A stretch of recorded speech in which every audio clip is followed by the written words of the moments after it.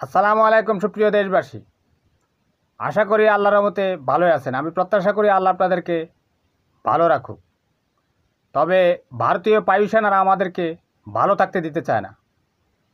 ভারতে ত্রিপুরার এক স্বঘোষিত রাজা প্রদ্যোৎ বিক্রম মাণিক্যদেব বর্মা সে দাবি করেছে বাংলাদেশের পার্বত্য চট্টগ্রাম তাদের রাজাদের একটা অংশ।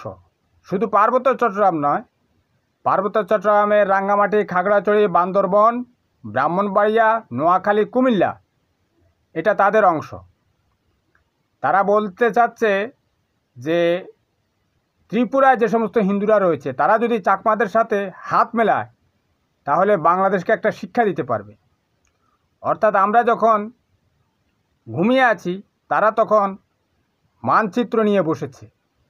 তারা তাদের সর্বশক্তি দিয়ে গবেষণা করছে। বাংলাদেশকে চারদিক থেকে ভারতীয় সৈন্য দ্বারা বেষ্টন করে ফেলা হচ্ছে, বেষ্টনে দিয়ে ঘিরে ফেলা হচ্ছে। কিভাবে বাংলাদেশকে নিয়ে যেতে হবে, এই প্রদ্যোৎ বিক্রম মাণিক্যদেব বর্মা বলেছে যে আমাদের অন্তর্বর্তী সরকারের প্রধান উপদেষ্টা ডক্টর মোহাম্মদ ইউনূস সাহেব বলেছেন যে ভারতের চিকেন নেক বাংলাদেশের উপর নির্ভরশীল, কারণ ওটা হচ্ছে ল্যান্ডলক, ওখানে কোনো সমুদ্র সীমা নেই। এখন এই প্রদ্যোৎ এই মাণিক্য সে বলছে ইকোনমিক্যালি হলেও এই পার্বত্য চট্টগ্রামটা ভারতের দখল করা উচিত, এবং তারা সাথে আছে।